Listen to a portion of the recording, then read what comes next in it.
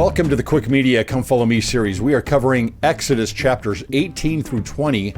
This is probably a little bit of a different, well, it's probably usually a little bit of a different take than you hear from most other outlets out there on Come Follow Me. But chapter 18, here's where we get in with Jethro and Moses, and usually we understand this as a principle of delegation. This goes so far beyond a principle of delegation. This is all about the priesthood and should be understood as something to do with the priesthood. Let's start off here in verse 1 and see what we get here. Verse 1, when Jethro, the priest of Midian, Moses' father-in-law, heard of all that God had done for Moses and for Israel his people, and that the Lord had brought Israel out of Egypt, then Jethro, Moses' father-in-law, took Zipporah, Moses' wife, after he had sent her back, and her two sons, of which the name of the one was Gershom, for he said, I have been an alien in a strange land, and the name of the other was Eliezer. That's the name of Abraham's servant. It's also in Greek, the Greek transliteration, it's Lazarus. Eliezer is Lazarus. For the God of my father said he was mine help. That makes sense. And delivered me from the sword of Pharaoh. Okay, I'm going to back up here for a second. Let's start off and understand, again, how is the stage being set here? What's happening here, this is opened up with a priesthood office. And that's what this chapter is about. That's what they're building out here. Moses or whoever edits this, etc. here, this is about the priesthood. Verse 1, when Jethro, the priest of Midian, that's the opening. If we go over to the Joseph Smith translation, he adds in the high priest of Midian. Why does he do that? Why is that important? Well, I believe that what Joseph Smith is also implying here, or the Lord, however you want to look at it, is that this is about this office of the high priest. This is about the priesthood. That's what this chapter is. This is going to be about the fluid hierarchy, something very, very similar that we talk about in Abraham 3. It's the same thing. Back to chapter 18 here. And Jethro, Moses' father-in-law, came with his sons and his wife unto Moses into the wilderness, where he encamped at the mount of God. So here they are, camped at the mountain of God. This is Sinai. This is Horeb, right? Likely the same thing. Okay, so then Moses kind of is going to go through a play-by-play of what's happened in Egypt, the plagues, the Exodus, coming through and parting the Red Sea, and Jethro praises the Lord, right? And is very happy with what's going on. He's a high priest of Jehovah. Okay, he is, this is important to him. So what happens here is we get to verse 12, and it says, and Jethro, Moses' father-in-law, took a burnt offering and sacrifices for God. He's a priest, a high priest. And Aaron came, and all the elders of Israel, to eat bread with Moses' father-in-law before God. Okay, stop. What are we getting here? Aaron, does he already have a priesthood here? I think so. And the elders of Israel, is this just those that lead each tribe? Is there some type of priesthood in place here? I don't know. It says they ate bread with Moses' father-in-law before God. So Jethro does the burnt offering and the sacrifices of God, not Moses. Right? This is kind of like a Melchizedek Abraham thing, where Melchizedek was offering the tithes, or Abraham was offering the tithes to Melchizedek. So they have bread here with everyone. This is kind of like the sacrament. It's similar also what Abraham and Melchizedek did, where they had wine and bread. They broke bread together. This may be some type of an ordinance. When we hear about the sacrament being instituted by Christ, that doesn't mean it never existed before.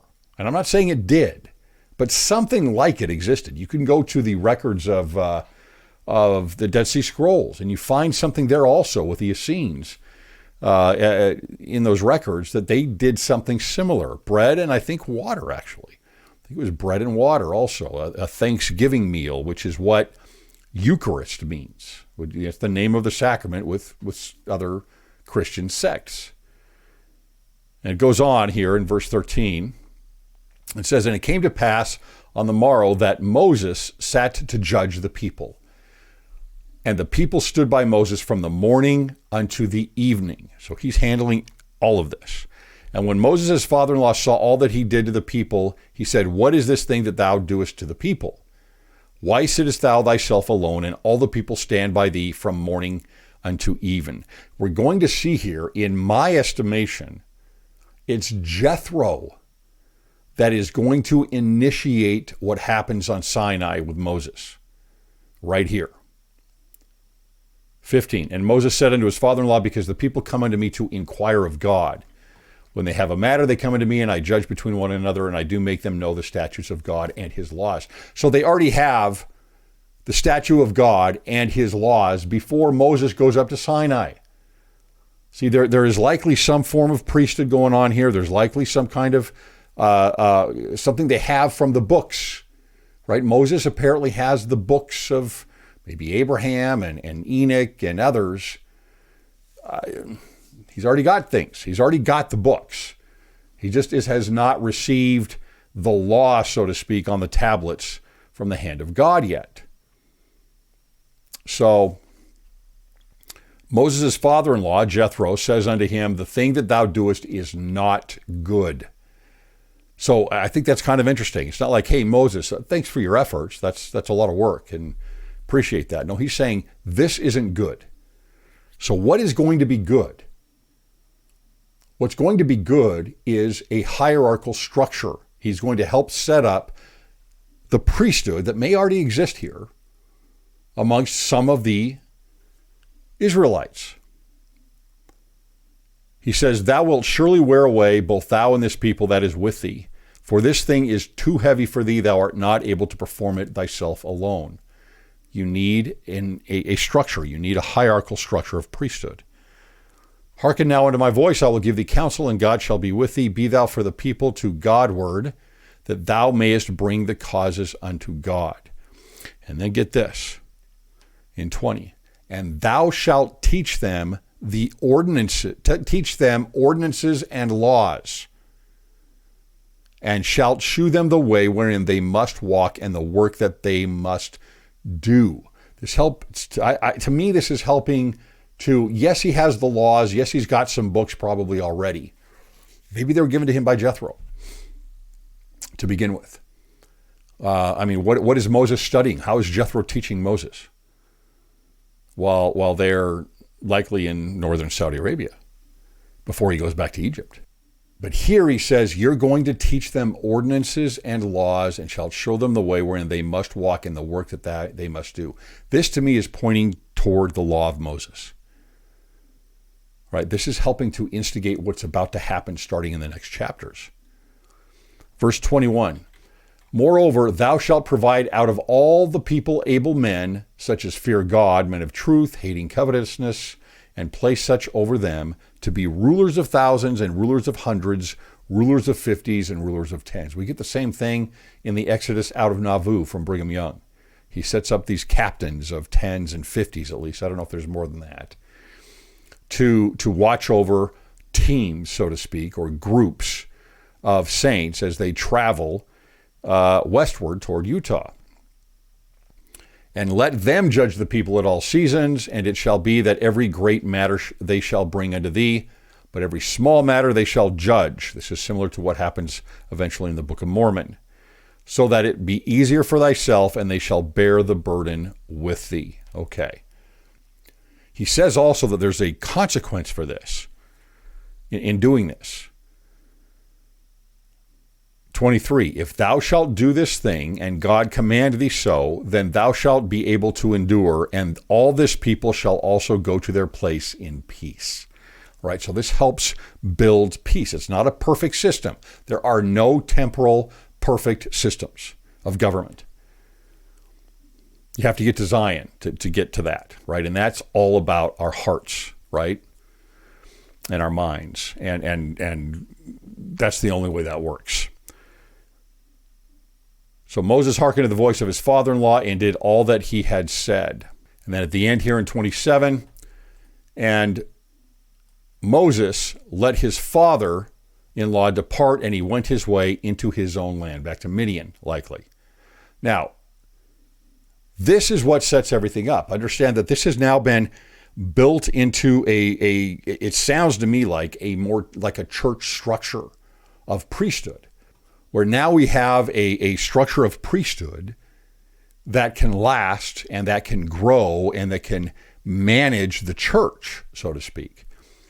This is about the priesthood. This is the same thing that we get in Abraham 3. So that if we were to go to Abraham 3 and we get the hierarchical structure of the stars, right? You have Kolob and you have the Kokabim, the stars, and the other names for the moon. It's Oleum or Oleum, something like that. That's the hierarchical structure of the priesthood. That's what's happening in Abraham 3. Notice Abraham 3 comes right before Abraham 4, which is the creation story.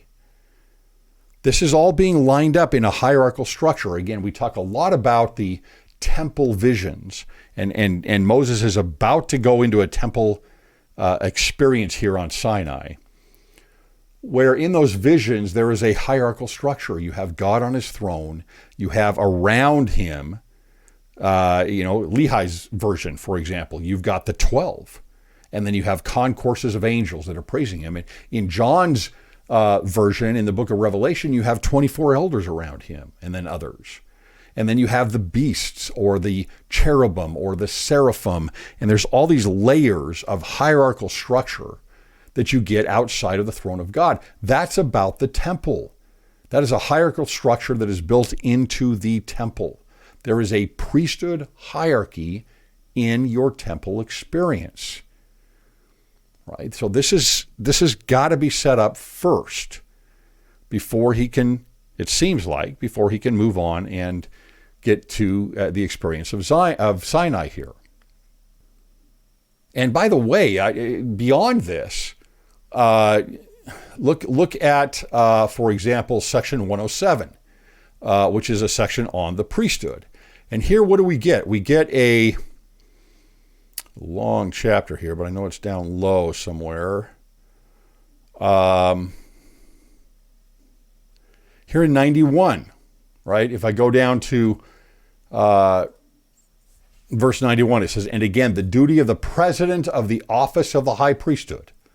This is the prophet, right? The president of the high priesthood is to preside over the whole church and to be like unto Moses. That's a reference to Exodus 18, I think. He is presiding over those that are put in over the tens and the 50s and the hundreds and the thousands. That's not just leadership, that is priesthood that is being put into place. This whole section 107 is all about priesthood. So your references to go back to these chapters are Abraham 3, look closely at that. It's the same exact thing if you look closely. And secondly, here you have section 107 go all the way down to verse 91. And see what's being said here. It says in 92, "Behold, here is wisdom, yea, to be a seer, a revelator, a translator, and a prophet, having all the gifts of God which he bestows upon the head of the church." Right, so there's these, Moses is an anchor point to look toward for priesthood. And we get it beyond this. And even in 93, it says, "And it is according to the vision showing the order of the 70, you're going to get 70 that go up on Sinai. That they should have 7 presidents to preside over them, chosen over the number of the 70. Okay, so that's another part of the layers, another part of the structure that you have here. If we go over to section 84, another big chapter on the priesthood, what's so interesting about this chapter is it begins and talks about the temple, not the priesthood. It starts with the temple, which is where the priesthood manifests itself primarily. And so it's talking about the New Jerusalem in verse 3, "Which city shall be built beginning at the temple lot?" That's how this section starts off. Verse 4, "Which temple shall be reared in this generation?" Right? Then we get down to verse 6, "And the sons of Moses, according to the holy priesthood, which he received under the hand of his father-in-law Jethro. Right? This is another anchor point here for Sinai, or you can look at it the other way around. Section 84 is grabbing onto the experience at Sinai and of Moses overall with Jethro here again. Right? So this is section 18 or chapter 18 is not about delegation. It is secondarily about delegation. That's a good principle. It's not what it's really talking about. It happens to be about delegation, but the primary principle is priesthood. That's what I believe. And we're going to come back to section 84. We get on top of Sinai here and go through the laws, the higher and the lower laws, because man, it just reveals so much about what's going on with Sinai here, and the higher and the lower laws, and the Melchizedek and the Aaronic priesthoods. All right, so now we can move to chapter 19. And it says here in the third month, now I don't know about the historical portion of this or the sequential dates on this, but you can see in the third month when the children of Israel were gone forth out of the land of Egypt, so that's previous to being camped where they are at the mountain, the same day they came into the wilderness of Sinai, for they departed from Rephidim and were come to the desert of Sinai and had pitched in the wilderness, and there Israel camped before the mount. Okay, so he's kind of backtracking a little bit here in verse 19 and coming back to where they are, where they're camped before the mountain. Now notice at the end of the scripture here, of this verse 2, it says, and there Israel camped before the mount. What do you have here? What is the camp? The camp is the tents. The camp is the booths. The camp is the tabernacles, right? It's what you have in the Festival of Tabernacles. So where else do we see this? We see this in King Benjamin's speech, right? Where there's a ritual situation happening there. There's a coronation. There's King Benjamin who's going into the Holy of Holies, who's visited by Jehovah. That's a ritual that they're going through there. They all respond in one voice, right? So that's what's happening here. This is like a Feast of Tabernacles. This is where this originates, right? Or at least it's where the Israelites draw from. That doesn't mean that they may not have had something like this previously before this. That would not be surprising. So now God calls Moses up into the mount at this point. Remember, this all had to happen here with Jethro, and the priesthood all had to be put into place first. Now he's going to go through and ascend Sinai. It's kind of interesting. Verse 3, and Moses went up unto God, and the Lord called unto him out of the mountain, saying, thus shalt thou say to the house of Jacob, and tell the children of Israel. Now notice again, we talked about this last week, what it says here. And Moses went up unto God, there's the lower law, and the Lord called unto him out of the mountain, coming down to him. You're going to see a lot of this, right? The heaven and earth. It is what comes down from heaven, and it's what we do to reach up to him. Both are required. Both laws are required. Both priesthoods are required. Again, thus shalt thou say to the house of Jacob, and tell the children of Israel. Ye have seen what I did unto the Egyptians, and how I bare you on eagle's wings, and brought you unto myself. Now, I'm not going to go into this a lot here, but in the Cwic study group last week, we covered this. In the Apocalypse of Abraham, a non-canonical book, a Jewish book, that was published after the book of Abraham came out. Very interesting because it's got a lot of parallels to the book of Abraham. There, Abraham and the angel of the Lord, or one of the angels, are carried in on the wings in an ascension experience. And Abraham actually, in this book, Abraham is actually at Horeb, at Sinai, is where he is going to ascend. It's an ascension text. That's what this is here with Sinai. This is an ascension text. It's a temple text. So just as he is speaking these words to Moses to carry down to Israel, it's for everyone to understand it's an if. And Israel does not fulfill this. Their if here becomes very iffy. They are wishy-washy. They fall back onto the lower law. They do not hold this covenant. Let's read it again. This is it's like a precursor to what Israel is going to do. They're being very clear here about the qualifications. The Lord's being very clear. He says, now therefore, if ye will obey my voice indeed and keep my covenant, then ye shall be a peculiar treasure unto me, or a special treasure unto me, above all people, for all the earth is mine. All right? They don't keep that covenant. It's kind of interesting, and there's more study that I would need to do on this also. But, we talk about the covenant people of Israel. Well, that covenant has more to do with them being the children of Abraham, Isaac, and Jacob than it does about them keeping the covenant of Abraham, Isaac, and Jacob. Right? Abraham, Isaac, and Jacob kept the covenant, the higher law covenant. The children of Israel don't. And so there's to me, as I see that, you have to think to yourself, well, what does it mean being the covenant people? It means that you are the fruit of those that kept the covenant, Abraham, Isaac, and Jacob. And so there is a commitment from the Lord to the posterity of Abraham, Isaac, and Jacob.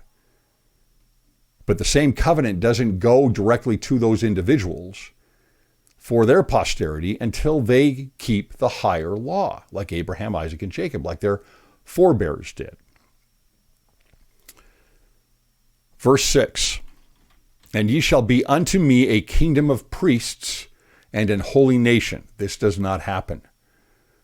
It requires the Melchizedek priesthood to allow everyone to receive the priesthood, right? To have a kingdom of priests and be a holy nation. As we'll learn soon, it's only going to be a few probably that have the Melchizedek priesthood.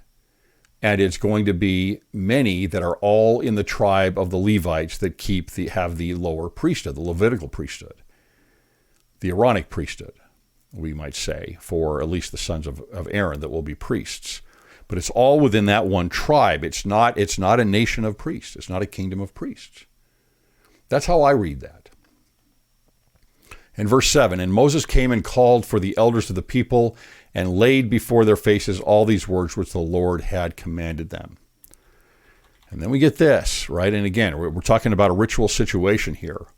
And the people answered together. That's just like King Benjamin's people, all answering with one voice, right? They're answering because this is a covenant. And all the people answered together and said, all that the Lord hath spoken we will do. So they covenant here for this. And Moses returned the words of the people unto the Lord. And then we start getting some interesting things here that where we need to really use the filter or the interpreter of temple imagery and drama. Verse 9, and the Lord said unto Moses, lo, I come unto thee in a thick cloud, that the people may hear when I speak with thee, and believe thee forever. And Moses told the words of the people unto the Lord. And the Lord said unto Moses, go unto the people and sanctify them today and tomorrow, and let them wash their clothes. So this is prior to going through an ascension up to Sinai. They're going to have a washing. And verse 11, and be ready against the third day, for the third day the Lord will come down in the sight of all the people upon Mount Sinai. In the sight of all the people, right? All right, so here we get this.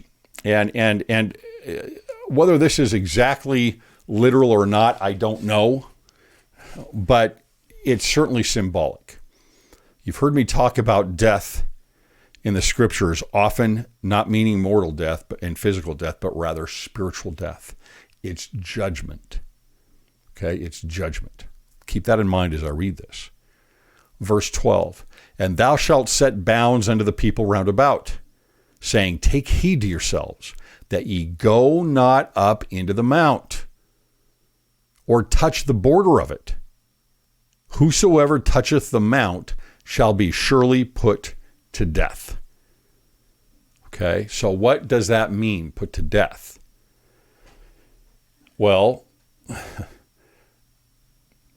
you're going to be judged. You can't advance until it's the right time, until you go through certain covenants, until you progress to a certain place. That's how our plan of salvation works. Like perhaps Adam and Eve did. It's very possible where they're keeping it in a temple imagery here. They're moving all the way to the veil without having gone through everything. That's a problem. You have to come back to the beginning, fall, go through everything, make all of the covenants, go through opposition, make commitments, make covenants, and keep them, and then you can come to the veil and see God. It doesn't happen the other way around. You have to have the glory of the Spirit upon you, which comes primarily from the Melchizedek priesthood, right? For you to go through the temple experience or the Sinai experience and see God in the end there. Go through the veil and see God. That's what this is. 13, it goes on, there shall not a hand touch it, but he shall surely be stoned or shot through. Whether it be beast or man, it shall not live. When the trumpet soundeth long, they shall come up to the mount. Okay. So Moses goes down, has everybody wash their clothes. And then on verse 16, and it came to pass on the third day in the morning that there were thunderings and lightnings and a thick cloud upon the mount, and the voice of the trumpet exceeding loud, so that all the people that was in the camp trembled. Right, so there is fear of going up to God here. There's fear of going up to God. Now take it back to the temple experience. What would that mean in a temple experience? You have too much fear to go see God at the veil. So what's going to happen? Well, you're not going to go through it. You're not going to go through all the covenants. You're not going to take on the responsibility. Right? That's the way I would look at this. That's, in my estimation, that's what we're talking about here. Let's see what happens. And Moses brought forth the people out of the camp to meet with God. And they stood at the nether part of the mount, on the very outside. This would be in Solomon's temple, the very east side of the temple coming in. And Mount Sinai was altogether on a smoke, because the Lord descended upon it in fire. Okay? And the smoke thereof ascended as the smoke of a furnace, and the whole mount quaked greatly. By the way, if you happen to see my colors here in chapter 19 here, usually there's not much of a color code, but you can see here, starting with verse 16, blue, and then coming down here to the end of 19, blue. Next after the blue on 16 is green. Second to last on 19 is green. And then red, and purple, and then whatever this is, kind of an orangish color right here in the center. This is a chiasmus.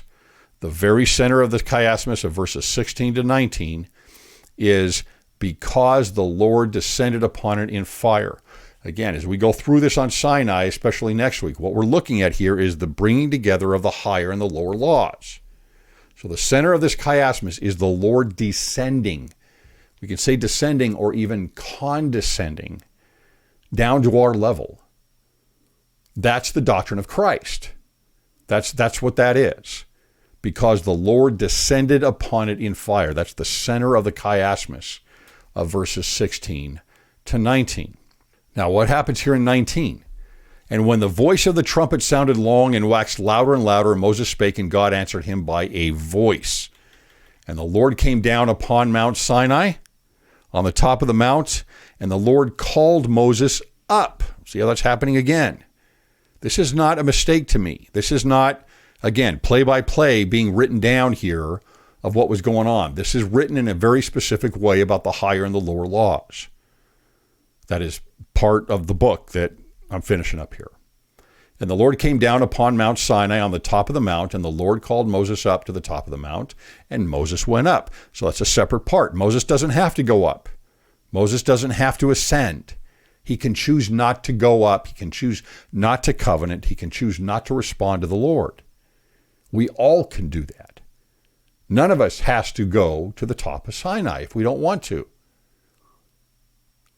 And the Lord said unto Moses, go down, charge the people lest they break through unto the Lord to gaze, and many of them perish. So they can't see God, or they're going to die. Yet. Right? You can't go through all the way again to the veil and go into the presence of God without having gone through everything, without going through the plan of salvation, without obedience, without opposition, without choice, without exercising your agency, covenanting, keeping the covenants. And then he goes on here, and here where you see there's already priests. This doesn't just happen after the Levites are made priests, or the sons of Aaron are made priests. It says in 22, and let the priests also, who are the priests, which come near to the Lord, sanctify themselves, lest the Lord break forth upon them. Okay, so the priests need to come forward and sanctify or purify themselves first. It's the same thing that happens at the Day of Atonement. The high priest, before he can enter into the Holy of Holies, kills the ox, the bullock, and he has to purify himself and his family first before he goes on and starts to purify the altar and the Holy of Holies, the Ark of the Covenant, and everything else. He first has to purify himself. Kind of like we have to do before we can enter the temple. And then Moses says to the Lord, well, and I love the way they talk in these things in the Old Testament, because it's like it's talking one person to another. It's and we get this with Joseph Smith too, right? And he comes back to the Lord and he says, wait a minute here. The people can't come up to Mount Sinai. For you said that there are bounds. You said, for thou chargest us, saying, set bounds about the mount and sanctify it. What is he talking about? Set bounds about the mount? What are the bounds? And are those bounds just around the base of the mountain? Or are there other bounds rising up in the ascension to the top of Sinai? It's a temple experience. There are bounds. In other words, you have to pass tests, so to speak, to advance, to move forward. And it's based on your commitment, your willingness to covenant, right? And other things that we know about in the temple. Okay? Verse 24. And the Lord said unto him, away, get thee down, and thou shalt come up, thou and Aaron with thee. But let not the priests and the people break through to come up unto the Lord, lest he break forth upon them. Okay. So Moses goes down into the people and speaks unto them at this point. So we can see what's happening here. There's a structure of Sinai, so to speak, or the ascension of the Israelite people being put into place, just like a temple experience. And then our last chapter here in 20, and again, all of this is really just setting the stage for the full experience of Moses on Sinai with the laws and the higher and lower laws. So 20 comes in here, and it says, and God spake all these words, saying, I am the Lord thy God, and have brought thee out of the land of Egypt, out of the house of bondage. All right, so think about this. It's talking to you, right? They're talking to you. The Lord's talking to you here. You have been brought out of Egypt because of the sacrifice of Jesus Christ. You have been given the opportunity to move through the desert, the wilderness, which is mortality, and make your choices. And those choices, if you take on the responsibility of the covenants in how you're going to live, allow you to ascend further and further up the mount until you see the face of God. This is about you. This is about a temple experience. Again, verse 2, I am the Lord thy God, which have brought thee out of the land of Egypt, out of the house of bondage. Why is he saying that? Right? What does that mean? Prepping you for an ascension experience here. And then he's going to go on and he's going to go through the law. He's going to go through the law here, and we don't even have yet the experience of all of the law that the Lord is going to give here. He's just going to give the 10 Commandments right here. So I'm not going to go through all these. I do just a couple things here on the 10 Commandments. Notice the first one: thou shalt have no other gods before me. Nothing before me, right? This is the top. We can't have any other desires that go above God. We can't make anything that is our own God, or these days goddess, above God. We do not make materialism or ideologies or anything that goes against the Lord's word. None of those things get risen above the Lord, above God. Thou shalt have no other gods before me. The first commandment, just like the first two. What are the two most important commandments that the lawyer asks Jesus? Right? Love the Lord thy God with all thy heart, might, mind, and strength. Right? And the second is like unto it. And then you move down into your behavior with others, loving your neighbor as yourself. So, and again, that was a talk that was just given by Elder, I think it was Christofferson at BYU. That's excellent. And it's talking about those two things. And what's happening today is we're flipping those. We're flipping those. And it's hard for people to understand. Well, I just have sympathy. I just have compassion for others. I have empathy. But if we do that by lowering God's word, by lowering God below those things, we are flipping those two commandments. And I think that was Elder Christofferson's point in that talk, in that the forum address. And then I did want to cover this one here in verse 7. Thou shalt not take the name of the Lord thy God in vain, for the Lord will not hold him guiltless that taketh his name in vain. This is not, I believe, what people think it is. This is not OMG. If you follow the podcast, I've been saying that since the beginning, when we had the New Testament. The first year of Come Follow Me. That's not what this is. There is another interpretation of this that says, well, it's the high priests, that you're acting in the name of the Lord, and if you abuse that, then that's really bad, right? And I understand that. I think that's part of this. But I don't think that's really primarily what this is. Taking the name of the Lord thy God in vain. When do we take the name of the Lord upon us?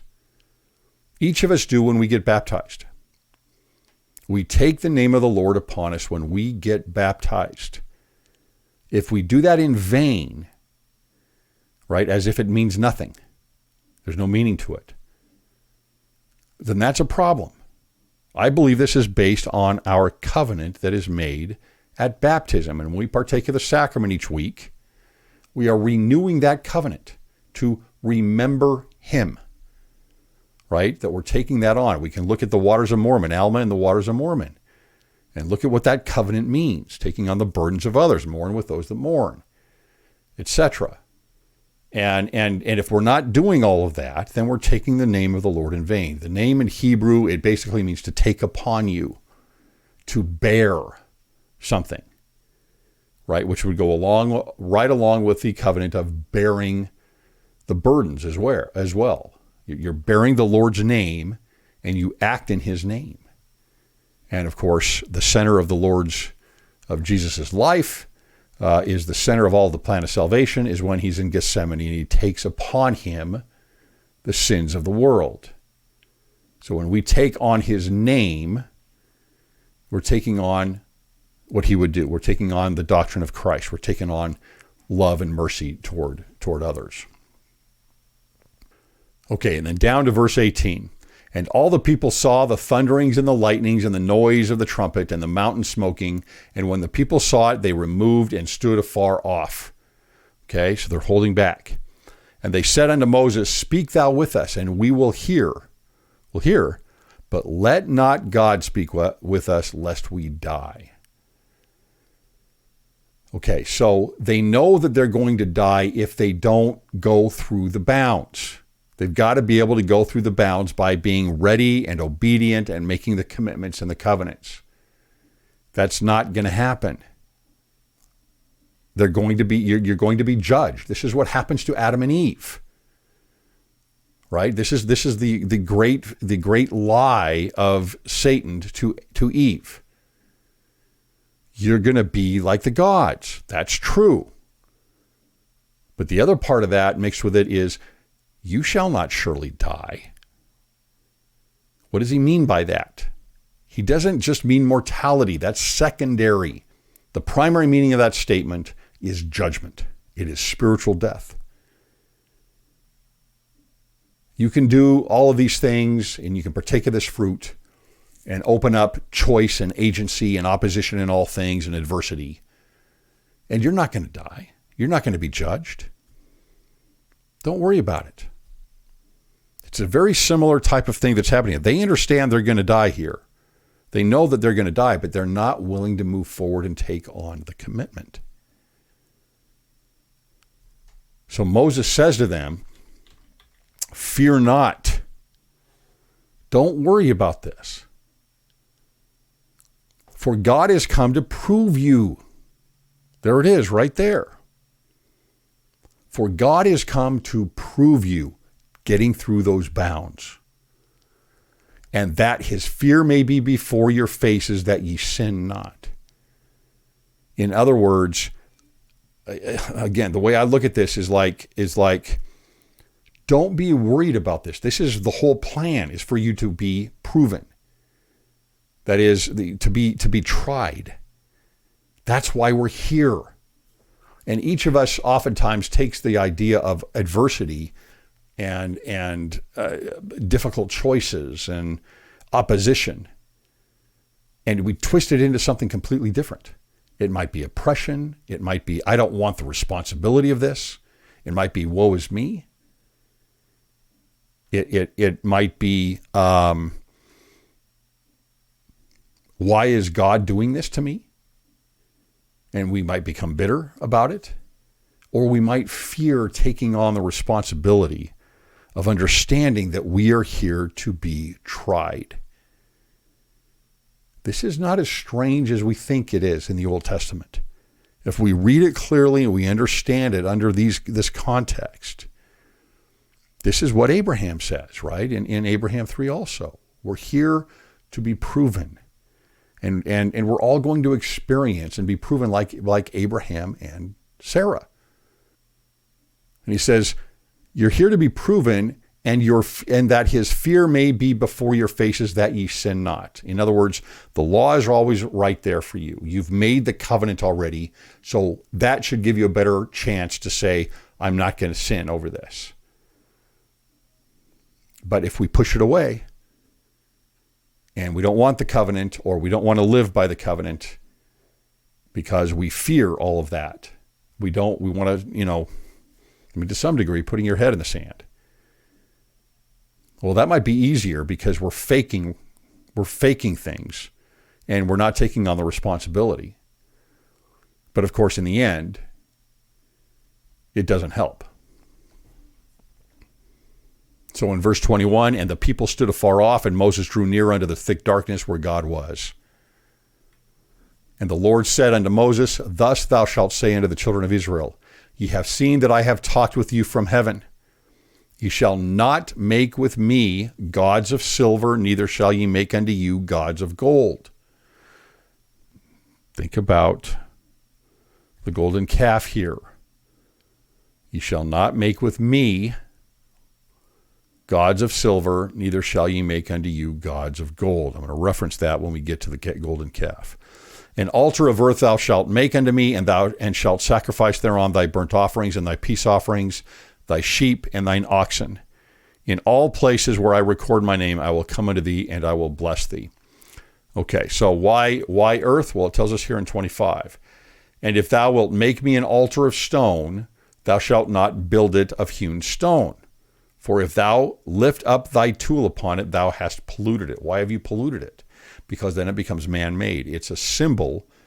The altar is what we have, the altar is in place of an idol. Let's just put it that way. Or an idol for others is a replacement for the altar of God. So instead of having the idol, we have an altar.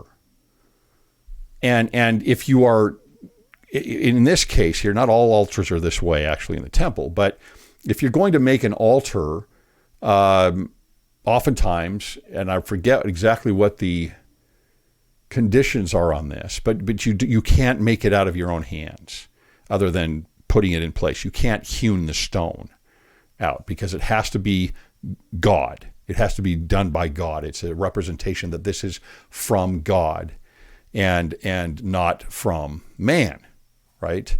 It's the same idea as what we get in Nebuchadnezzar's dream with the stone that's rolling, right? It's rolling, but it's a stone not cut with hands. That's because that's the kingdom of God. That's the Lord. It's not man's kingdom. It's the Lord's kingdom. So this is our setup for now getting the law of Moses. The higher law is going to come first. It's not going to last at all. And then we get the lower law. And this is going to be a very important thing to understand going forward in the Old Testament and to understand about the gospel today and to understand your temple experience. I hope that some of this kind of gives you a better idea of what's going on with Sinai. It's so nice to be able to say, okay, I understand this is a temple experience. And when you've gone through the temple several times and you know what's going on there to some degree, you can bring these things together and you can say, oh, okay, I have more context with this now. I can understand this more. My temple experience isn't just something I may not understand much, but it actually informs me